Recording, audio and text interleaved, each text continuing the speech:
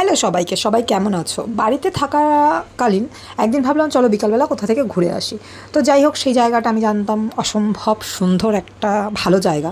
তো যাওয়ার সময় আমার একটা বোনকে ফোন করেছিলাম, ও আমাকে মানাও করেছিল, কিন্তু ওই যে চুলকানি, না যাই গিয়ে ঘুরে আসি। ভাই কারা এই জায়গাটাকে ভাইরাল বলেছিল? ভাই ফেসবুকে এত নাচানাচি কিসের জন্য? এই 10-12টা তাল গাছ নিয়ে ভাইরাল তালতলা, ভাইরাল তালতলা, ভেবেছিলাম কি না কি। ভাই আমি তো নিজে গিয়ে ওখানে বোকা হয়ে গেছি। মানে যারাই যাও তারা হয়তো আমার মতনই হয়তো বোকা হও না কি আমি জানি না, কিন্তু সিরিয়াসলি আমি মানে একদম বোকা হয়েছে ওই জায়গাটাকে। আমার একদমই ভালো লাগেনি জায়গাটা। কিন্তু ওখানে আবার কিছু কিছু মানুষ তারা গিয়ে নিজেই নিজেকে ভিডিও করছে, নিজেই নিজের ভিডিও করে নিজেই বলছে রাস্তার মাঝখানে যেন মনে হচ্ছে আমাকে দেখে আমি একটা কুমড়ো পটাশ।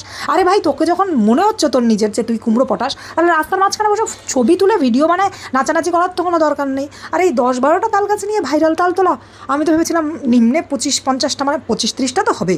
ভাই এর থেকে মানে আমাদের বাড়ির পিছনে লম্বু বাগান, এই যে সমস্ত বাগান আছে, ওই বাগান অনেক সুন্দর, অনেক প্রাকৃতিক সৌন্দর্য। কিন্তু এই জায়গাটা মানে কি বলবো, আর আমার মুখে সিরিয়াসলি ভাষা নেই। তারপর আবার এই জায়গাটা যারাই যায় আশেপাশের দিক থেকে এমনভাবে তাকানো হয় যেন আমার মাথায় 10টা শিং, শিঙের উপর শিং, শিঙের উপর শিং, এবং আমার পিছনে 10টা লেজ যে একদম টুই টুই টুই টুই করে বেড়াচ্ছে, যার জন্য মানুষ এমনভাবে দেখছে যেন কী না কী হয়ে গেছে। ভাই জায়গাটা সুন্দর, কিন্তু তারপরে ভাইরাল করার মতো জায়গা আমার একদমই মনে হয়নি। তবুও যাদের নাচন কোদন করার জন্য ওই তালতলাটাকে ভালো লাগে, কিন্তু আমার ওই তালতলাটাকে ভাইরাল তালতলা বলার মতো কিচ্ছু মনে হয়নি।